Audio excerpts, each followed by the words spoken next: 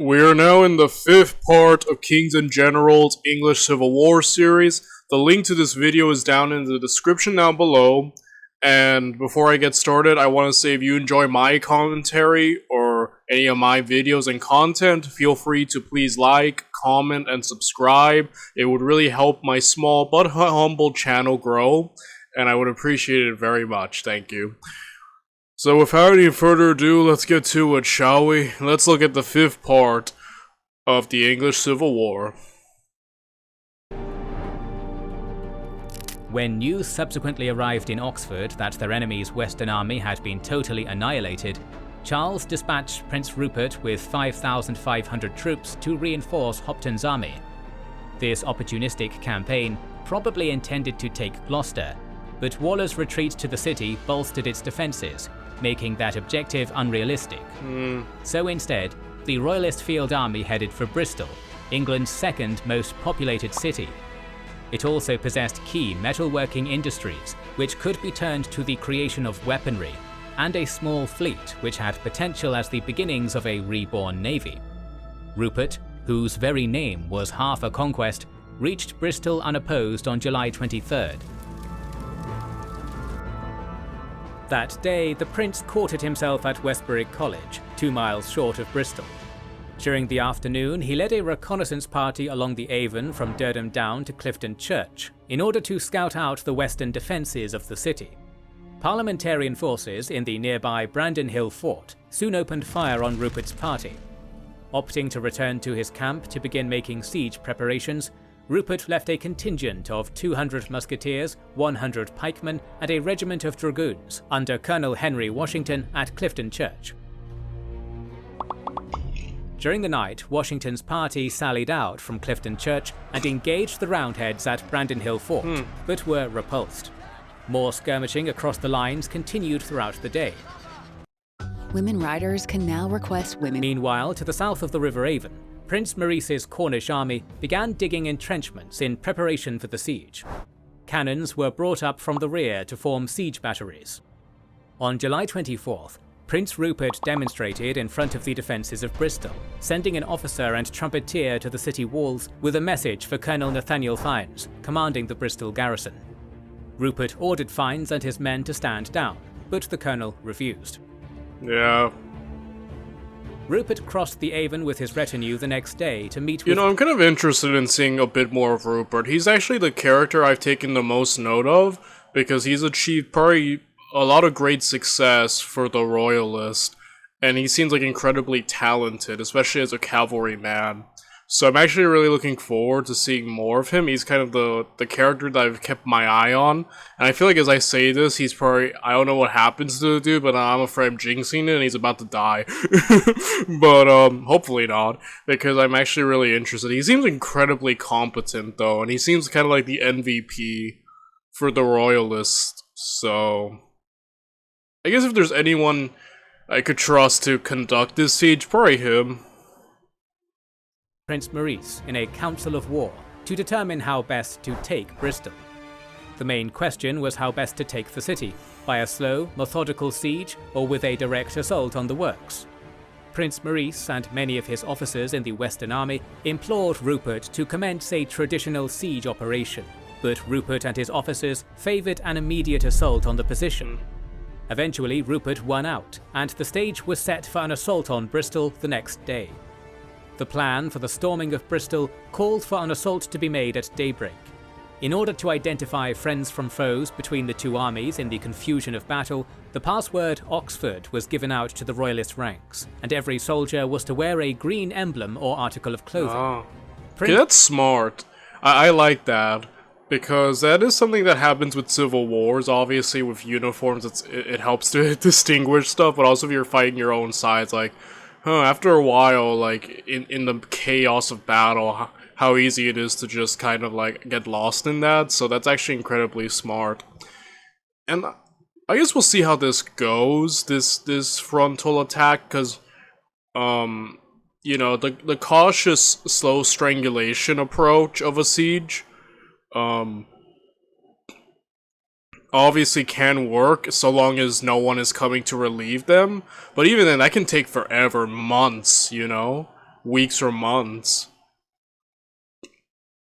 So Rupert's plan, again, like a direct assault, you can, if repelled, you can just end up losing a lot of your own guys.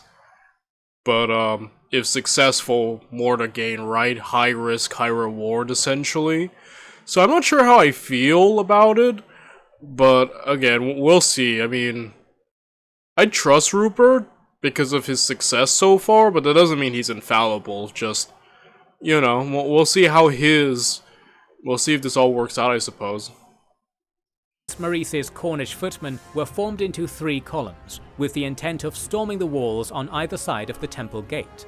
The plan called for a signal shot to be fired by the various siege batteries at 4 AM. At 3 o'clock on the morning of July 26th, however, the impatient Cornish foot columns began setting off for the attack.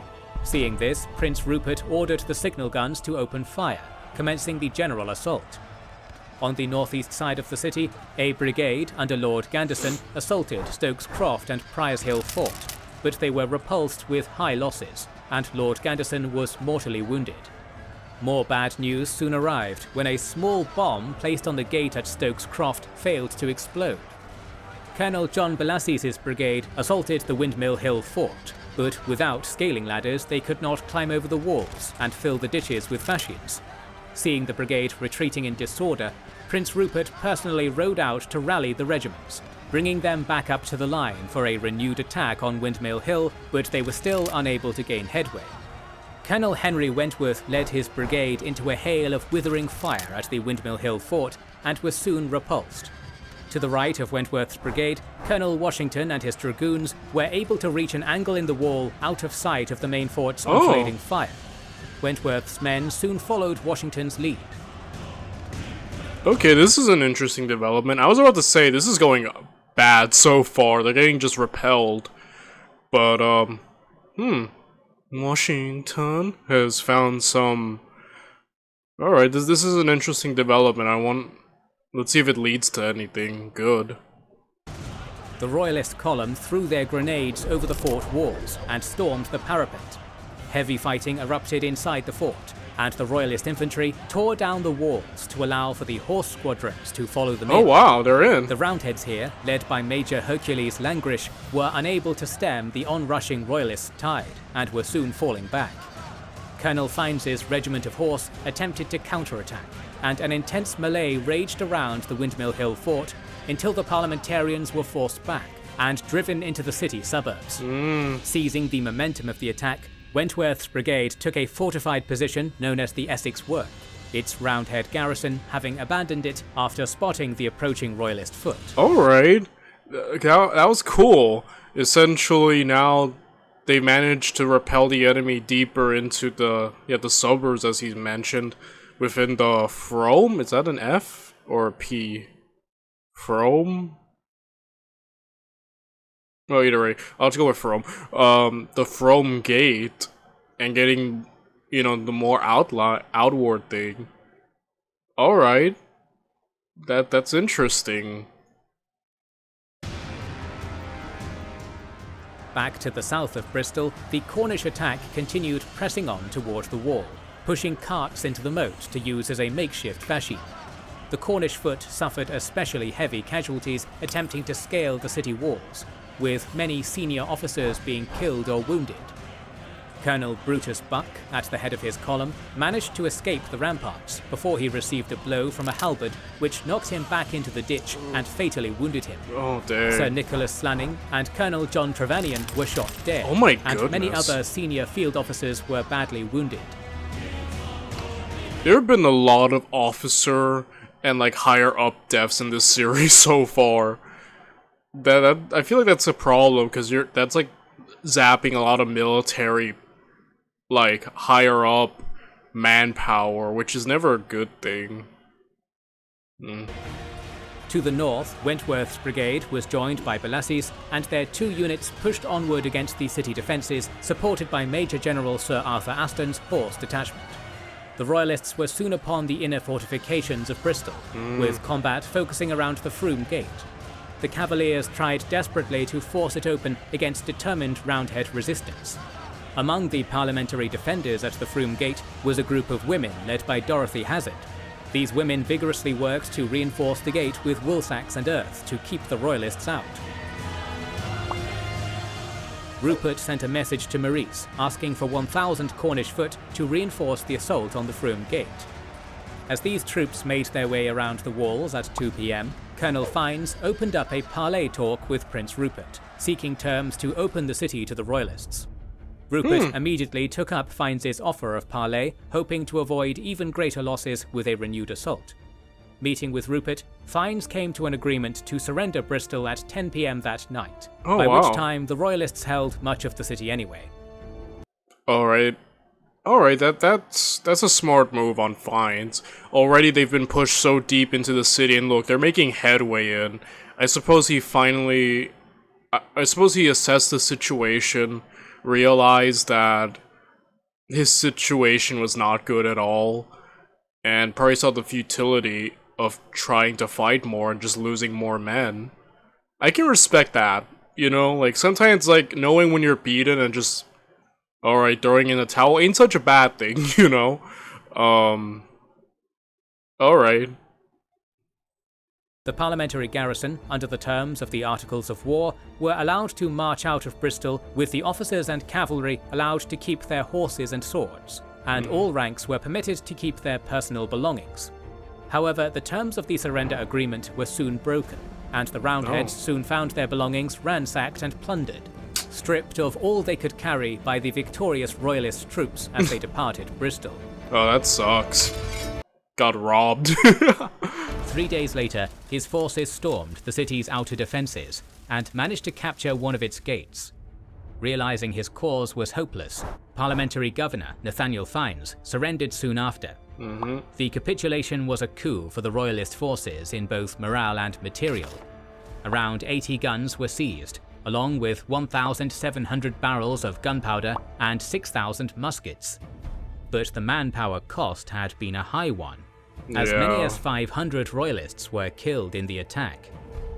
With the gathered momentum, a royalist war council convened on August 4th and agreed that the next target would be Gloucester itself. With a population of 5,000, it controlled the Severn River and communications from Oxford to South Wales. By the 10th, royalist armies completely surrounded the city, but instead of the surrender of its governor, Edward Massey, they were met with fierce resistance. Now facing an extensive siege, Charles's siege commander, the Earl of Forth, began a bombardment on the 13th. When news arrived of Gloucester's situation, total alarm struck Parliament due to fear that its loss might mean total collapse. To remedy the situation, Essex's main army near London was swiftly reinforced with an influx of fresh troops and the trained bands of the city proper. At about this time, Edward Montague, Earl of Manchester, was given command of the newly formed Eastern Association Parliamentarian Army. He appointed an almost unknown cavalry commander, a certain Oliver Cromwell, as his second in command. Okay. I was wondering when Cromwell was gonna show up. The man is here. He has arrived. Okay, alright. I'm looking forward. Hype now. As the war is escalating. On August 25th, Essex's enlarged main army managed to save the beleaguered parliamentarian bastion in the west. Despite suffering multiple royalist attempts to hinder his army's progress, Essex reached Prestbury Hill, from which he could see the spires of Gloucester's great cathedral on September 5th. From there, the Thames army fired off a number of cannons to alert the city garrison that relief was close at hand. On the same day, Charles's almost months-long investment of Gloucester came to an end with total failure, his army withdrawing to Bristol. Nevertheless, Essex's now vulnerable position provided the Royalists with a great opportunity to win the war anyway. The presence of London's trained bands in the field army meant that if the Cavaliers could bring Essex to battle and defeat him, a significant part of the capital's defenders would be lost with the army's destruction. Realizing the danger, the Lord General tried to trick his Cavalier opponents by moving up to Tewkesbury, feinting as if he was either going to march in a wide arc back to London using the northern route, or intended to invade Wales. When his ruse failed, Essex boldly made a run for safety via the southern route on September 15th. He almost succeeded, but Prince Rupert's scouts detected the movement, caught up with the parliamentarians via a more direct route, and savaged their dangerously overextended army at Oldbourne Chase. This forced Essex to delay his march, and allowed Charles's army to overtake his own. The Royalists occupied the town of Newbury on the gloomy afternoon of September 19th, thereby putting themselves in a superior position between London and Essex, forcing the latter to rest on high ground south of Enbourne village. Yeah, we'll cover this battle tomorrow, though I want to quickly say that, yeah, the Royalists have had several opportunities to gain a lot more greater victories over Parliament, but I feel like, as mentioned in the past videos, whatever advantage each side gets, they never fully capitalize on it, you know? And I feel like this is a golden opportunity for the Royalists once again to defeat the armies of Parliament, but I'm having a feeling that it's not gonna go that well. I don't know, I could be wrong, and we'll find out tomorrow, won't we?